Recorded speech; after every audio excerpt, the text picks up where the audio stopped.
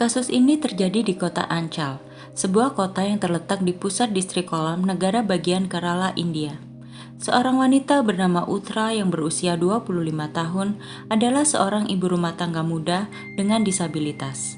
Ia menikah dengan Suraj S. Kumar, seorang pegawai bank berusia 27 tahun. Tidak nampak rumah tangga pasangan ini tidak baik-baik saja. Pada usia pernikahan mereka yang berjalan 2 tahun lamanya, pasangan ini dikaruniai seorang anak laki-laki yang berusia 1 tahun. Pada saat itu Uthra sedang memulihkan diri dari gigitan ular berbisa jenis Russell atau nama lainnya adalah Bandotan puspa. Ular ini banyak ditemukan di wilayah Asia Tenggara, termasuk beberapa pulau di Indonesia.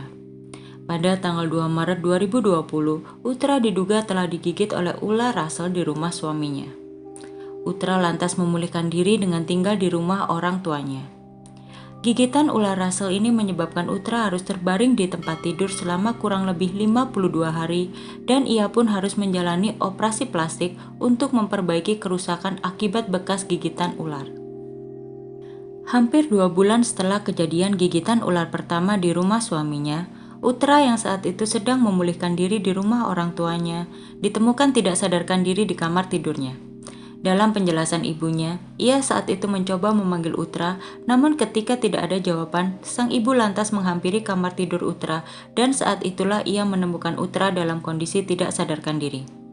Namun tak hanya Uthra yang berada di dalam kamar itu, seekor ular kobra India juga ditemukan berada di dalam kamar. Atas kecurigaan kematian putrinya bukan karena ketidaksengajaan, keluarga Uthra mendatangkan pakar ular terkenal yang bernama Vava Suraj. Karena hal itu, Vava Suraj pun mengunjungi kedua rumah tempat Uthra digigit oleh ular.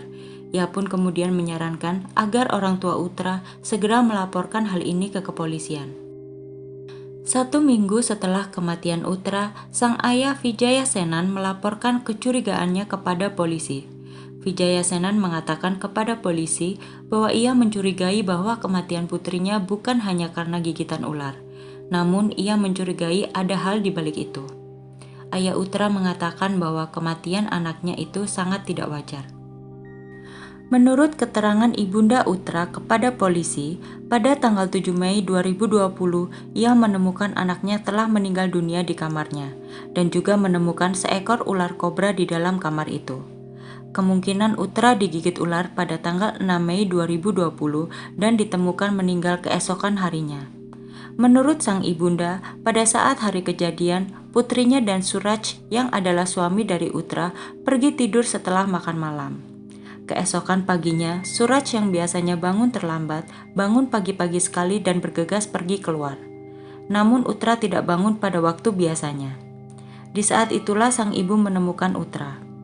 Ayahanda Uthra pun juga menambahkan bahwa ular kobra itu sengaja dibawa masuk untuk membunuh Uthra karena Uthra dan suaminya tidur di dalam kamar yang menggunakan AC. Akan sulit bagi ular kobra untuk masuk ke kamar tanpa terdeteksi. Uthra yang dikenal sangat dekat dengan orang tuanya pernah menceritakan bahwa Suraj suaminya mempunyai keahlian dalam menangani ular berbisa. Sekitar 2 bulan sebelum kematiannya akibat gigitan ular kobra, Uthra telah digigit oleh ular Russell. Kombinasi dari 2 kejadian tersebut menyebabkan polisi mencurigai suami dari Uthra ikut terlibat dalam kejadian ini. Selain kesaksian dari orang tua Uthra, seorang saksi lain didatangkan oleh polisi. Ia adalah Vava Suraj, seorang pawang ular yang sebelumnya menyarankan keluarga Uthra untuk melaporkan kematian Uthra kepada polisi.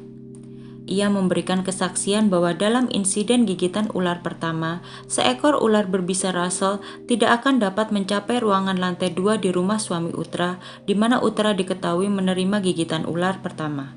Kemudian mengenai gigitan ular kobra yang fatal, Vava Suraj mengatakan bahwa akan sulit untuk ular kobra memasuki ruangan ber-AC di rumah orang tua Uthra tanpa bantuan. Ia menduga bahwa kobra mungkin telah terluka sebagai cara memaksanya untuk menggigit wanita yang sedang tidur.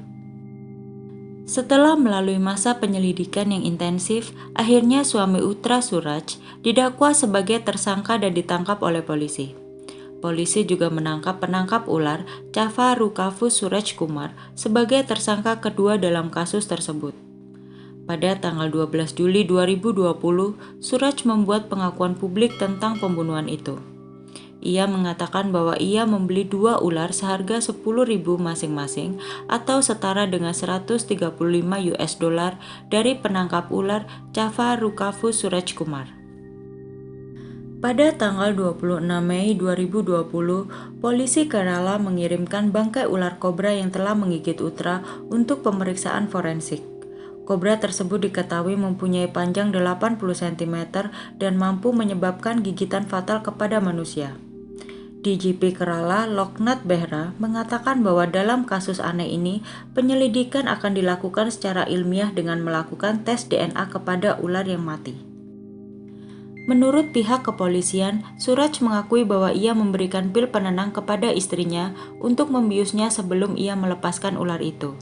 Ia juga mengatakan bahwa ia sengaja membuat ular kobra kelaparan selama 11 hari dengan maksud untuk memastikan bahwa ular kobra itu akan menggigit istrinya. Dari tanggal 24 April hingga 6 Mei, ular kobra tersebut sengaja disimpan di dalam botol tanpa diberi makan.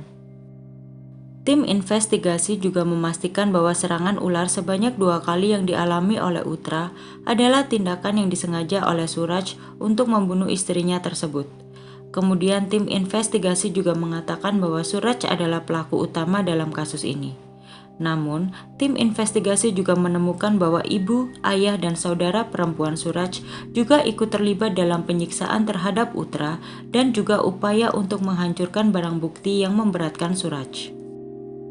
Komisi Wanita Negara Bagian mendesak polisi untuk segera menangkap keluarga Suraj yang terlibat. Wakil Inspektur Polisi Cabang Kejahatan yang bertugas memimpin penyelidikan, Ashokan juga mengatakan simpatinya kepada Utra yang tidak bisa berbuat apa-apa di kala itu ketika Suraj dengan kejam mencoba membunuhnya. Polisi juga menganalisa motif Suraj dalam pembunuhan ini. Seperti yang diketahui, Suraj S. Kumar adalah seorang pegawai bank swasta. Namun walaupun pekerjaannya cukup menjanjikan, Suraj ingin mendapatkan hal lebih ketika ia menikahi Utra yang mempunyai keterbatasan. Suraj mengakui ide pembunuhan menggunakan bisa ular ini ia dapat ketika ia menonton video penanganan ular di internet. Kemudian untuk memuluskan niatnya itu, ia mengikuti pelatihan untuk menaklukkan ular.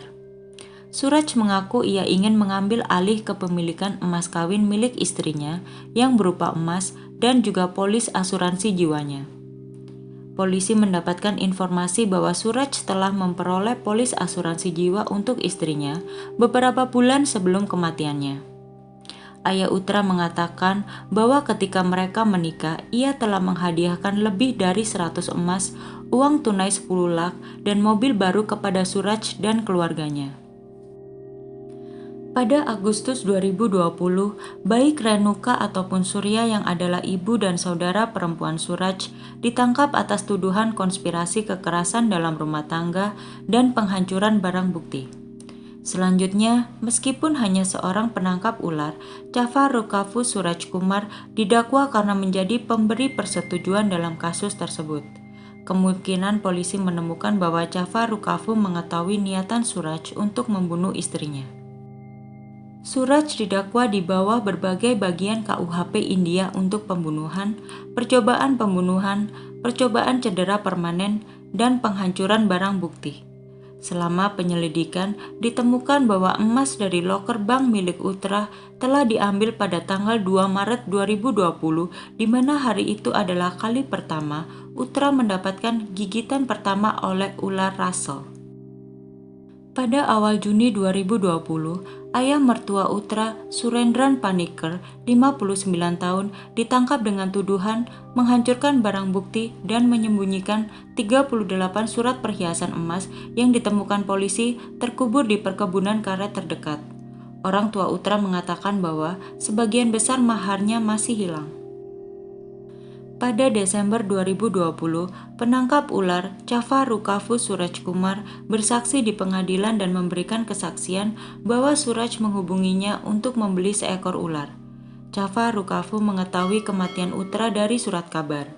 Suraj sempat mengatakan kepadanya bahwa ia tidak lagi ingin menikah dengan Utra yang mempunyai keterbatasan. Suraj juga mengatakan bahwa kematian Uttara akan terlihat seperti kematian yang tidak disengaja akibat gigitan ular seperti dalam kepercayaan Sarpa dosa.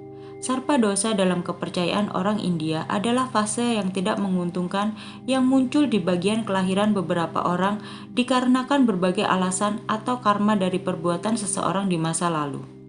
Java Rukafu juga menambahkan bahwa ia sebenarnya sangat sedih karena biasanya ular yang ia temukan akan dilepas di hutan. Namun ular tangkapannya ini harus menjadi pembunuh yang akhirnya juga dibunuh. Pada tanggal 13 Oktober 2021, Suraj S. Kumar dinyatakan bersalah atas kasus kematian Uttara. Suraj dengan sengaja melemparkan dan memaksa seekor ular kobra hidup untuk menggigit istrinya. Hakim M. Manoj menghukum Suraj 17 tahun penjara ditambah 2 tambahan hukuman penjara seumur hidup dan denda 5 lakh rupiah. Kasus ini adalah kasus pertama di negara bagian Kerala di mana pembunuhan melibatkan penggunaan hewan hidup sebagai senjata. Kasus ini tidak hanya menjadi headline di India, namun juga menjadi hal yang baru bagi sistem kriminologi di India. Bukan karena pembunuhan yang didasari oleh mahar, namun dikarenakan alat pembunuh yang menggunakan makhluk hidup untuk tindakan pembunuhan. Minimnya riwayat pembunuhan dengan cara seperti ini membuat tim penyelidik kesulitan dalam mengungkap tindak pidana pembunuhan. Sebagai referensi, setiap bagian dari investigasi ini akan dipublikasikan di Jurnal Ilmu Forensik dan Investigasi Kriminal. Kasus ini mempunyai motif mahar sebagai tujuan utamanya. Di India biasanya mahar diserahkan oleh mempelai perempuan kepada keluarga mempelai laki-laki.